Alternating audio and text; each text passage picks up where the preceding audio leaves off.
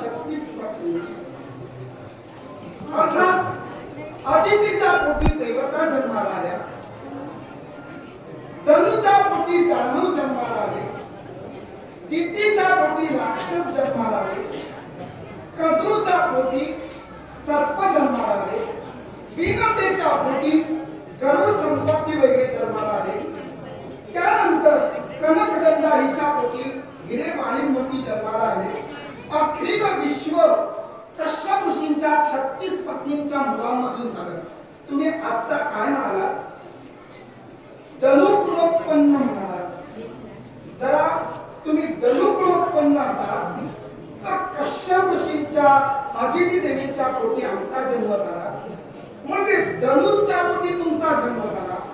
आत्ताच तुम्ही म्हणाला दनु, तेव्हा नक्की आधी तुम्ही कुठल्या कुलात जन्माला आलात त्याची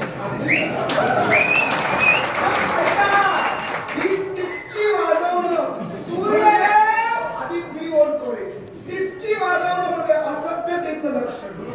ते तुम्ही माझ्याकडे येऊन प्रदर्शित केला तेव्हा ओघाओघानं म्हटलं मी दनुपुत्र. जर तुम्ही दनुपुत्र असाल तर मला तुम्हाला सिद्धता करून द्या, आणि दनुच्या कुशुकुलातील जन्माला आलेले पुत्र नसाल तर आधी दाती पूर्ण घेऊन मला शरण द्या, परिचय द्या. शरण येणारा मी नव्हे, मी दनुकुल का म्हणालो मलाही पाहायचं होतं. सूर्योदय किती जागृत आहे.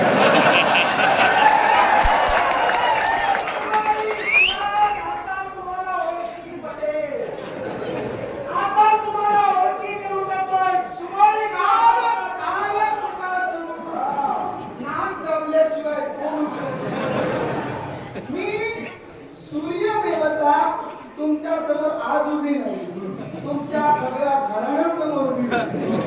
तेव्हा तुमचं घराणं काय आहे हे मला कळलं, कारण माझा एक लहानसा प्रश्न आहे. आमच्या सूर्यमंडळ माझ्या आहे.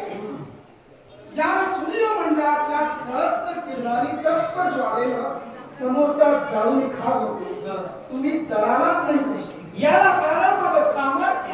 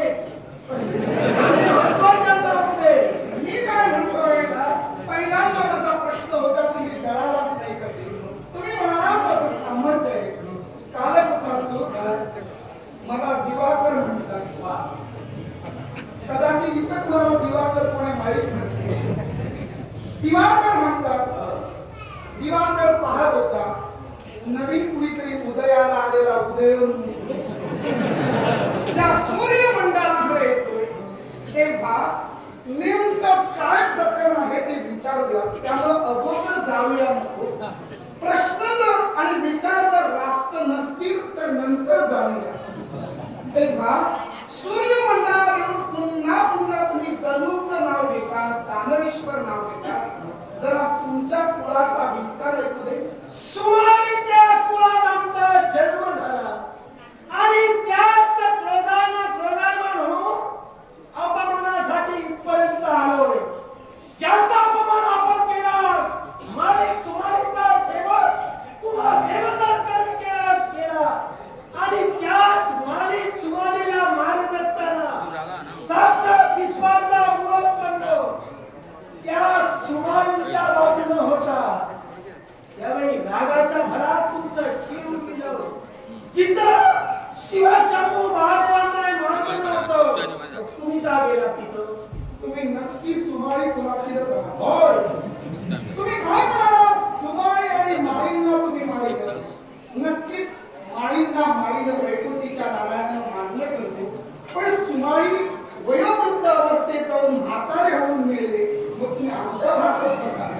याला कारण तुम्ही आहात. तुम्ही नक्कीच तुमच्या कुळाचा अभ्यास करून आलात का? पूर्णपणे केले.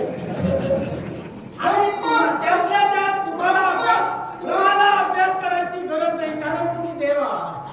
विश्व निर्माण तुम्ही केला, त्यामुळे तुम्हाला सारं माहीत असेल. सारं काही आमच्या लक्षात नाही, शास्त्रात नव्हे. कालकुटासून ब्रह्मदेवांपासून हेती जन्माला सांगा तुम्ही.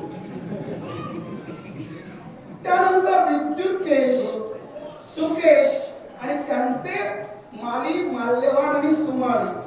आता जर ब्रह्मदेवांचे पुत्र हेती प्रहेती आणि हेती प्रहेतींचे पुत्र विद्युतकेश, त्यांचे सुकेश, त्यांचे माळी, सुमाळी, माल्यवान, तर तुम्ही आधी सुमाळी कुळातील कसे का? तुम्ही ब्रह्म कुळातील तरी असायला हवे, उन्हापेक्षा हेती प्रहेतींच्या कुळातील असायला हवे. कुळाची शाखा मुख्यत्वाकडून सांगितली जाते, मग तुम्ही तसं का सांगितलं? पण ती शाखा तुम्हाला माहित नाही. तुम्ही देव आहात. देव आहात म्हटल्यानंतर कळायला हवं. मी इथं फक्त आलोय सुडाग्नी पूर्ण करण्यासाठी. या सूर्याचा हस्त करायचंय. ते आतापर्यंत घडलं नाही, ते आज मी घडलं नाही. पुन्हा चुकला. तुम्हाला जेवढ्या सूर्याचा हस्त करण्याचा यापूर्वी कधी घडलं नाही म्हटलं, होय का?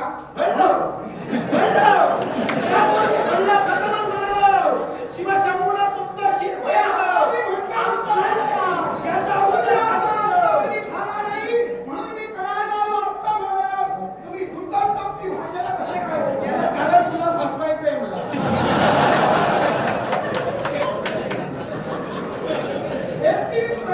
पासून तुमच्या विद्युतकेश, सुकेश, माडी, सुमाळी, माल्यवानापर्यंत तुम्ही फसवू शकले नाही. तुम्ही कसे फसवला? एवढी हिंमत वाटली? त्यांना जे जमलं नाही त्यांनी करणार म्हणावं. हे लक्षात ठेवा. काय आहे? मृत्यू लोकांतील भाषेत जर सांगायचं झालं, मानवावर माझी नजर असते. मूर्खांच्या बाजारात द्राक्ष सुद्धा करवंद द्राक्षाच्या भावात घेणाऱ्याला कळायला हवी.